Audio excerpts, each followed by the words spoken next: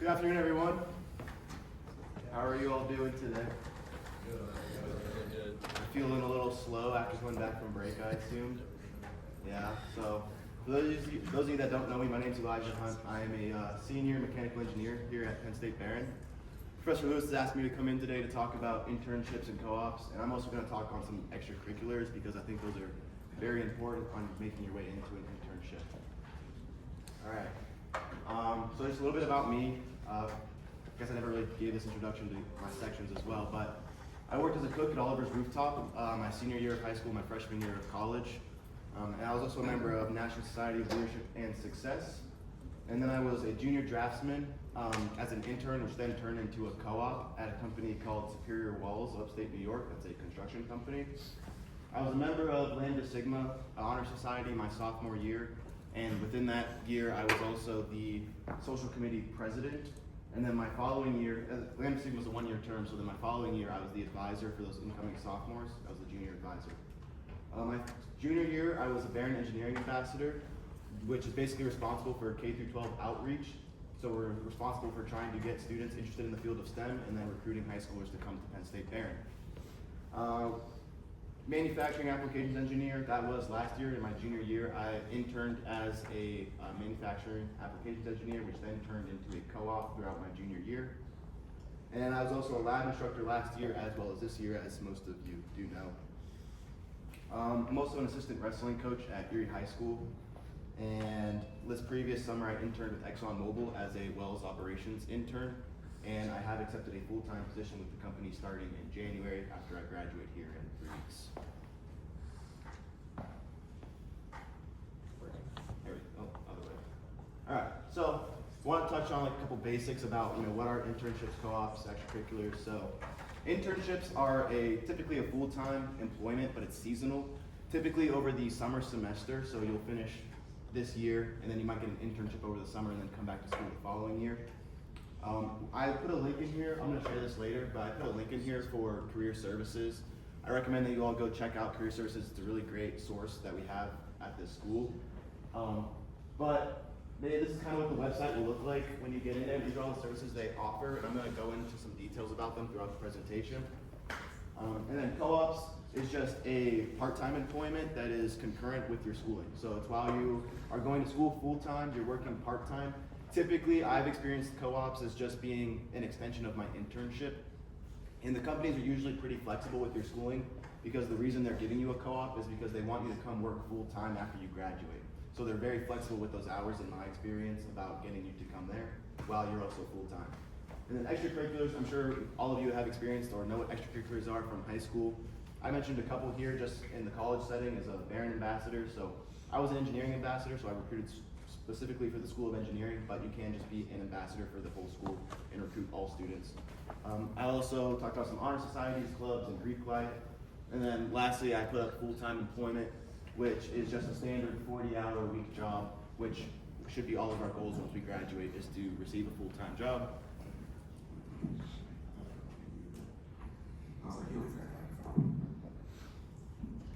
All right, you can read better, guys.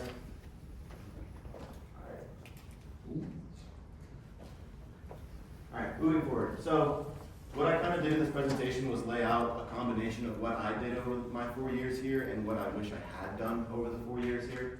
Now, you don't have to go exactly by this, right? I'm going to first talk about my freshman year because I kind of wanted to tell you all that it doesn't really matter where you're at right now in terms of academics, whether you're a high performer or a low performer.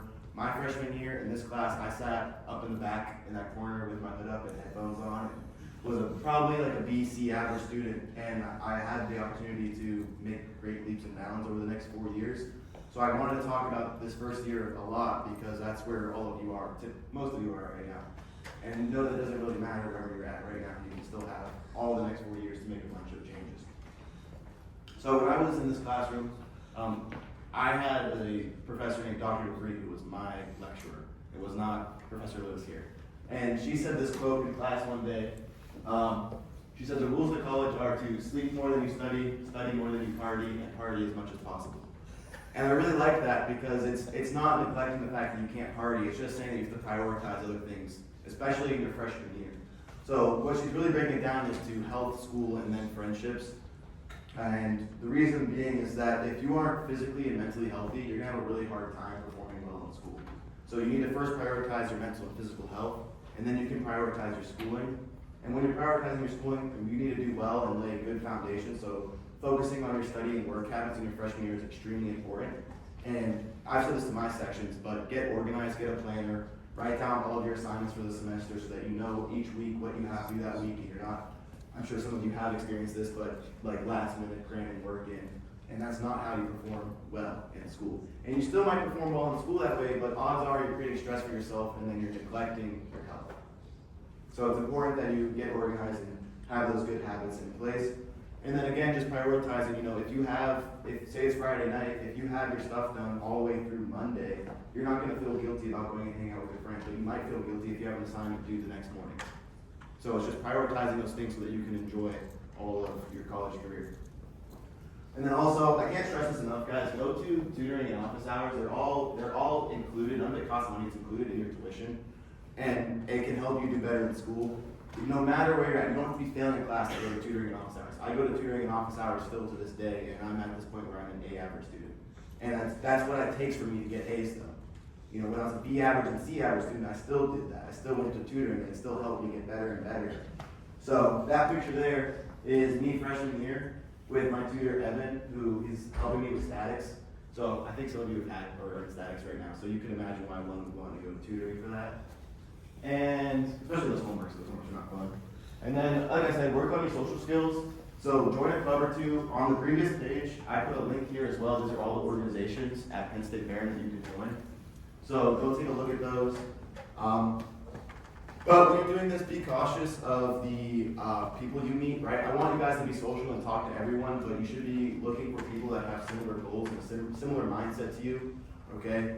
It's good to go and talk to all people because when you go into the workforce or when you graduate, you're gonna be having to talk to anyone you might meet on a regular basis. You need to know how to interact with those people. But maybe you should change who you are closer with or more separate from depending on what their actions are or what their goals are in life. Also, in terms of your internships and co-ops during this first year, I do recommend you all go to career fair. I did tell my sections this to go to career fair and career services.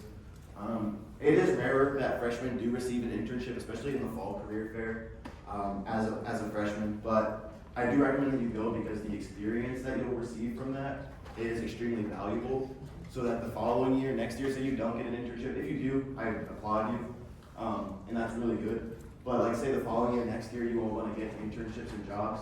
You already know what career fair is like having gone this year. And if you didn't go this semester, that's fine. There's another one in the spring, so I recommend that you go to that one as well.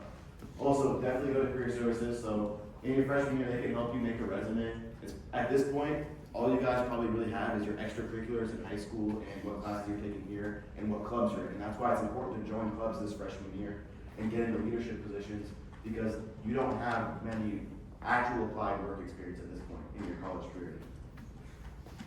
So they can also help you with a LinkedIn account and they can teach you what it means to pitch yourself. It's probably not as important, just go experience talking to people first this freshman year and then the next following years we'll get into that. But then again, while you're there, just make connections with employers as you go and talk to people. They'll be typically at the career fair, you'll see a lot of the same faces, so they may remember you the following year. So my first internship, I worked at a company called Superior Walls of upstate New York. And I'm not gonna lie, I didn't get this at the career fair, I just had a connection that worked out for me and I was able to get this job. But it is a foundation company for construction, so you can see here they're laying these precasted concrete walls into the basement of a house. So it was a very small company, but it was my first professional job. Like I said, before this I worked as a cook at Oliver's Rooftop, so I spent a lot of time blasting music over a fryer, which I could not do here. But at this company, I learned Autodesk AutoCAD, which is separate from Autodesk Inventor, which you all are learning now. So I got to add another tool to my toolbox. I made that reference, I'll probably make it again, but while you guys are here, all of your minds are toolboxes, and it's your job to put as many tools in that toolbox as you can and know how to use them all. That's your job in college. Pick up and try as much as you can and just keep doing that. So I learned AutoCAD, and then I learned to do load calculations so that we could put the proper supports on these walls. I also learned to apply the Excel that I learned in this class in the lab. I just learned how to interact in a professional setting. At this time, I was a very shy student freshman year. Like I said, I sat in the back and I put up with music, and that's kind of what I did. But I was pushing myself to try and become more social. And in this setting, I also learned to just work with others, and I also just learned general office organization skills. And then for a small period, I worked on sales with like customer outreach and collecting customer feedback. But really what all this sums up to is I just built a strong foundational system for becoming a strong employee. So like these systems that you're building over the years, they don't go away after year one. You carry them into the next year, you add more, you carry more, okay?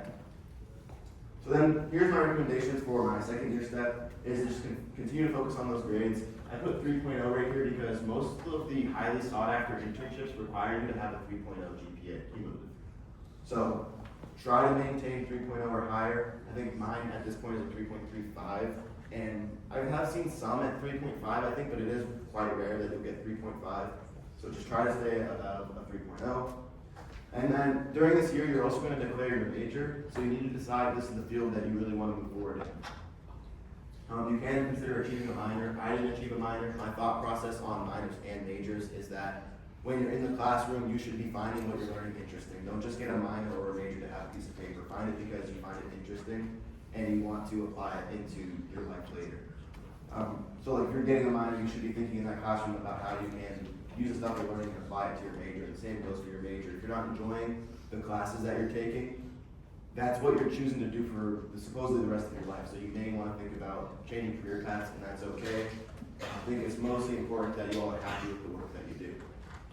But if you're going through that process, talk to your academic advisors, talk to your services. Professor Lewis is a really great guy to talk to if you're an ME. I don't know if you don't handle any other majors, do you? If you're an ME, he's really great. And then also look for leadership positions. You know, if you joined a club or two during that freshman year, this would be the time to really start looking for leadership positions within those clubs. That can really help stand out on your resume going into your sophomore year. And then this is where you typically want to start looking into what type of companies you want to look for, what general fields you want to look into. So we use an app called Simplicity where you can go in and find the career fair and it'll give a list of all the companies that are there. And on the app, you can then star apps like favorite companies, and that company will be alerted about you. You can also see what type of majors they're looking for, so it's a really good app to just go in and kind of get a general idea of what companies you want to work for and why you want to work in that field. Because when you go to talk to these companies, they're going to want to know why are you interested in them, and you need to have a reason for that. You should also get to know your resume. It's really like I have studied my resume before interviews. I've done a lot of things. I don't always have them on top of my head. I gotta look at it and remember all the things that I've done so that when the conversation comes up, you're ready to talk about what you've accomplished. Get to know what an elevator pitch is and like just getting to know what an interview would be like, because after the second year, you will very likely end up getting an interview at some point. So it's important that you learn how to interview. I bombed like 10 interviews until I got a letter back.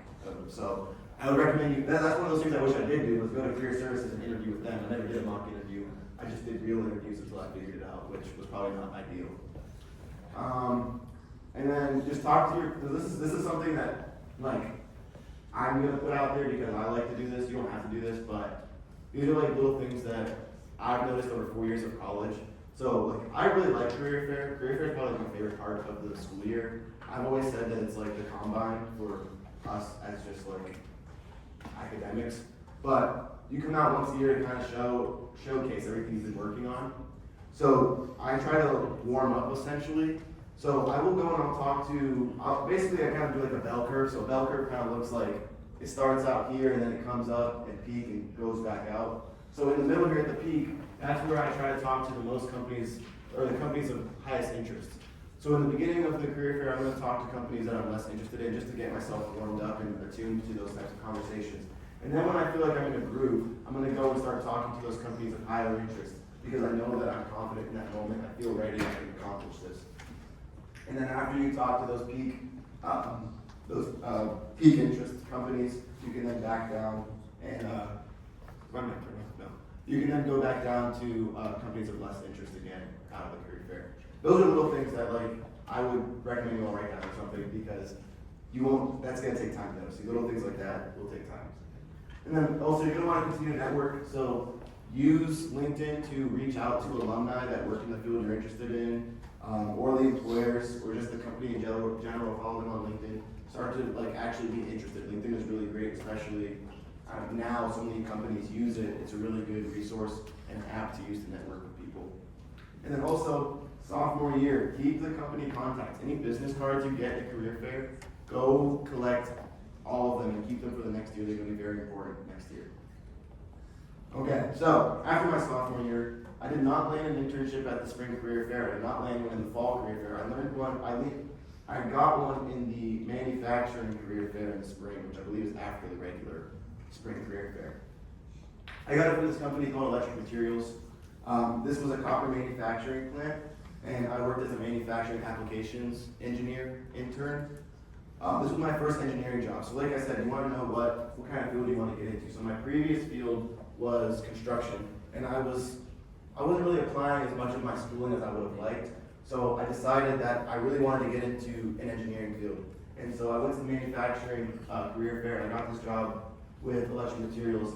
And I learned a lot of stuff here. And I got to apply my schooling, which was really cool. And I had a really good mentor who was also a graduate from Barron with an ME. But at this facility, I learned about casting, milling, precision machining, forgings, and platings. So I got to learn a lot of manufacturing processes, which was really cool. Excuse me. And then I also just kind of learned about the manufacturing process in general and how we follow timelines. I learned about the design, prototyping, and R&D, trying to make adjustments to maybe save production time or minimize costs or increase efficiency and safety of the facility. So that's kind of what I did here. I was reconstructing and redesigning components within several of the processes. And then I also just learned about tooling in general and how they design tooling for manufacturing. So a lot of the manufacturing machines just have a certain function, and then you have to change out parts of it, design certain parts for that so that you can manufacture something, which worked out really nice in the future for senior design because through this process, I know how to design for manufacturing. A lot of engineers design the most optimal thing, but they don't think about how it's actually going to get made. So like, this is again, I'm just adding all of this stuff is just more tools into my toolbox. I've learned a lot more. And then moving forward in my career path, I have all of this background knowledge on how things are made. And that can be really useful, especially when it came to my next internship. Then my third year, I believe your third year is probably your most important year. I like to relate things back to sports, but when you're in high school, if you're doing a sport, most of the recruiters are going to jump on you during your third year because that's when it's early and that's the best time. If you are doing good, then that's when it's hot to get picked up. So, same thing with your third year. Continue to just work on those good study, work and leadership habits. And then this time you're also going to be researching technical electives. So this is where you kind of are narrowing the path, you're trying new things, you're narrowing it to figuring out like what is the specific field you want to work in. And so for me personally, I didn't do a technical thematic, I did a management thematic. So I took a lot more managerial type classes because based on my engineering experience, I tried that out. I was like, I want to get more into operations and management type roles. So then I did that with my electives because I was narrowing down the field I wanted to work in. So you should be thinking of everything that you've learned in a professional setting over the last 2 years, and what can you do in this third year to set yourself apart from everyone else? What's going to put you just one step higher that makes you stand out? So this is a picture of me as an EEA where I was, I think this was Parents Weekend, and we were just trying to recruit students to become DEAs, and we were selling stuff and trying to get fundraising so that we could do more outreach. During this third year, you're going to want to research the companies, specific companies you want to work for. Okay, if you've done a lot of narrowing over the first couple of years, you want to find out a company that you want to work for full-time when you graduate, and then apply to their internship program. Internships often lead to full-time positions if you do them well. Internships are an extended version of an interview. They interview you and they say, okay, this person has potential. Let's hold on to them for 10 weeks maybe. That's typically how long an internship can be. It might be a little longer. And then they're going to watch you and they're going to give you assignments. You're going to see how quickly you learn. They're going to see how able you're willing to go talk to people within the company to complete tasks. And if you do well in that internship, they're going to more than likely offer you either a co-op throughout the school year or a following internship the next year or a full-time position when you graduate. So highly recommend that you find a company you want to work for full-time and get to their internship. And then also, even if they do not have an internship program, you should make that connection regardless. If they're at career fair and they're only hiring full-time, go up and talk to those people and say, hey, I really want to work for you full-time next year, but I don't graduate this year. here's my resume, here's what I've been working on, what can I do in this following year to make sure that I get a job with you? And then you take those notes, and the companies like that. If you're dedicated, you're serious, and you're pushing for something because you want it, they're gonna reciprocate that, and you're gonna see that as a strong employee to hire in the future. So, make a specific list of the companies you want to talk to, and know why you want to work for each company. Not just the general field. Why do you want to work for each company individually? And this is where you can get information of them, from them on LinkedIn, which is really important. And then also just reach out to those company contacts and they look forward to before they graduate. I would say 2 to 3 days, honestly. But those company contacts that you saved, all those business cards you saved from last year, any companies you're interested in, pull those business cards back out. Email those people. They're more than likely the same people that will be there next year. Okay? That way, I've had this happen before where I come up and talk to the company and they're like, oh yeah, you emailed me a couple days ago, let's talk about this and that. You've already got your foot in the door before other people even stepped into the career fair. And then also, during your junior year, do go to University Park's career fair at any time, but I honestly don't find it probably that much to be worth it in your first 2 years. There are more companies at University Park, but there's also way more students. I think we probably still have a better student employer ratio here. But that is something you can think about doing. If it's up to you, go ahead and do it. Again, you don't have those business cards from the previous year if you didn't go, so make up for it by reaching out on LinkedIn and Simplicity.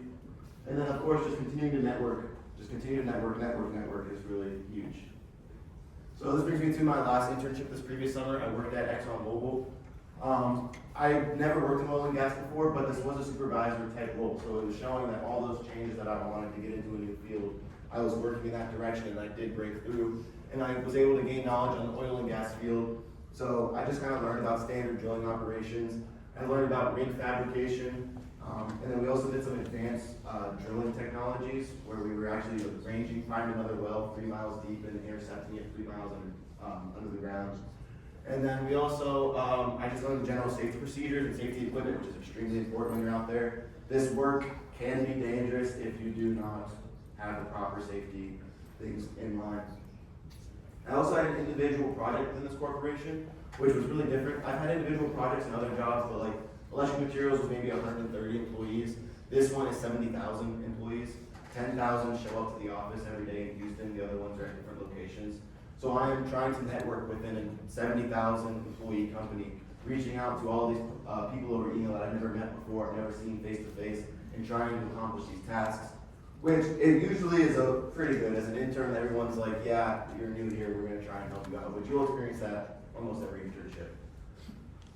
So that was just kind of learning how to network within such a large company to complete tasks, reaching out to people across the nation to try and get something done. And then I also learned to interact with contractors here. So ExxonMobil, most of their employees are in offices, and when I'm out on a drill site, a drill location like this, there's only probably 4 ExxonMobil employees there, and the rest are contractors. ExxonMobil owns the land, and they own the minerals underneath that land, but all of the rig, we didn't own this rig, we didn't own any of this equipment around here, so it's all contracted. So I kind of learned how to outreach to companies and make sure that I had product inquiry, or I was doing product inquiry, so I was making sure that, if we needed a certain product for a project, I knew that it was going to be there the way and be prepared the way that we needed to be prepared for that project. I learned supply chain transportation, so that was directly tied to my individual project. I was working on a project for an offshore rig, and we were going to be plugging these wells off because they weren't producing anymore. So I learned how to reach out to these companies and figure out how long the timeline is going to take to leave their facility and then get to a port on land and then go into the ocean and then get to the rig and then get picked up off of the boat and put onto the rig offshore. I personally didn't go offshore. I wish I did, but I didn't get to do that. And then I learned on-site project management skills, so I was working on timelines, working on a critical path, learning how to troubleshoot issues as well. And it's hard to troubleshoot issues when you first get in there because you don't know as much about the operation yet, and you're still learning. But learning that, if task B is stalled right now, let's go work on task C until we can jump to task D. And just kind of things like that. Like, what can you do while there's downtime to keep progress moving? So then your 4th year steps, this is very similar to like where you all are at in this semester, where it's like, you want to slow down, you can see the light at the end of the tunnel, but you're not there yet. So the job's not finished. Do not ease up off of the gas. Keep pushing during your 4th year. Keep pushing at the end of every section that you kind of want to like ease up. Probably shouldn't. You need to be focusing on senior design. You need to be focusing on just getting good grades and applying to jobs. And the thing is, like, I have a job right now, but that doesn't mean that I can just blow off my 4th year, because your jobs will require you to finish your degree. Your job, getting hired is only contingent upon you finishing your degree. So make sure that you do finish your degree, especially if you've done 3 years already. You just get the piece of paper. And then once you've accepted, do well in your classes and enjoy your last year, because you are going to miss it. You probably are thinking you're not going to miss it.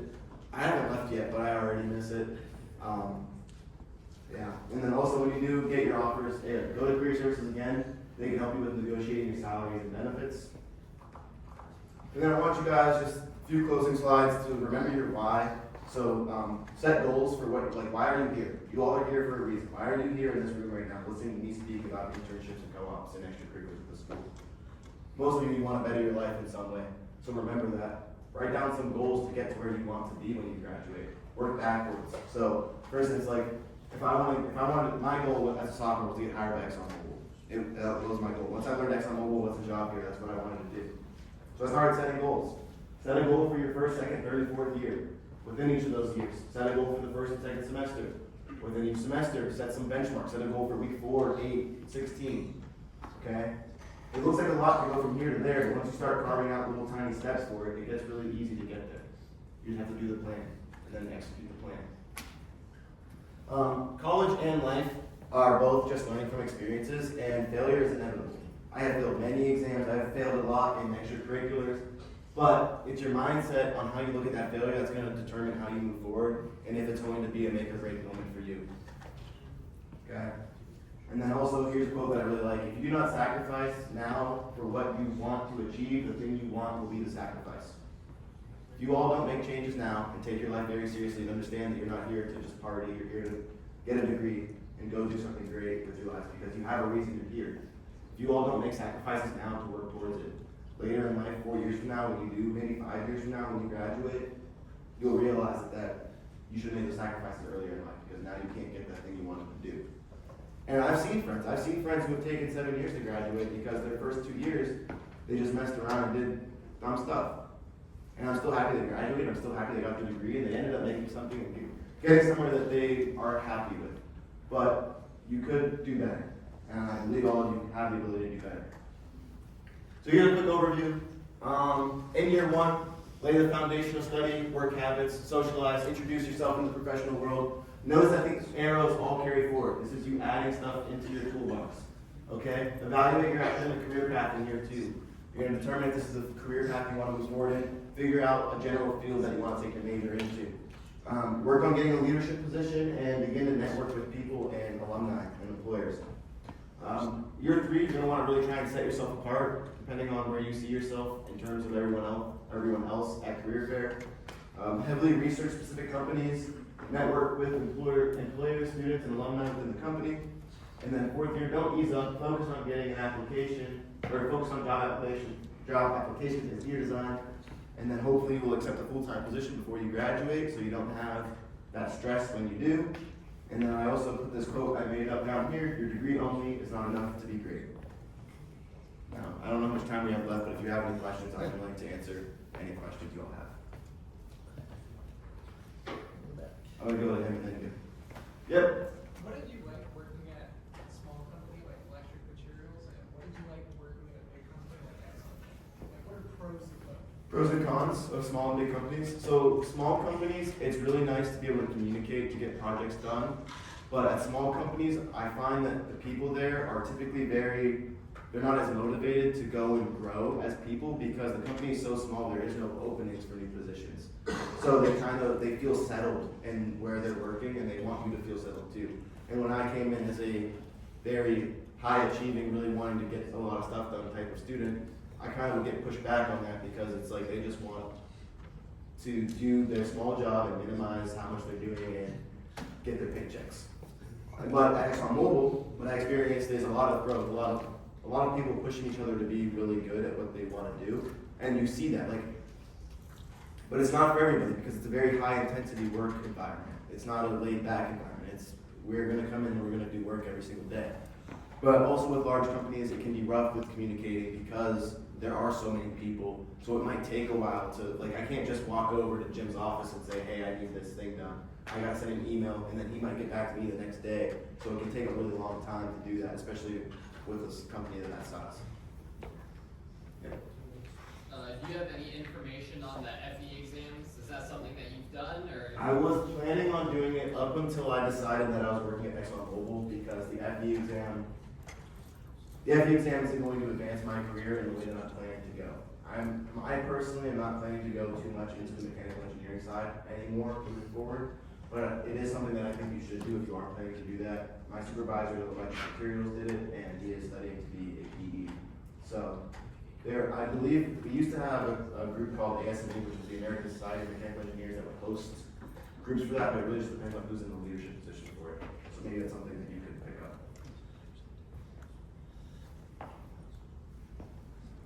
Any questions? Sure. Also, if you get this QR code, that will then take you to my email and any social medias that you take it to my LinkedIn, Instagram, whatever you want. It's up there. So I do highly recommend you all reach out. Don't be shy. That's kind of what it takes. You gotta get outside your comfort zone, guys. Pass it over. Thank you very much.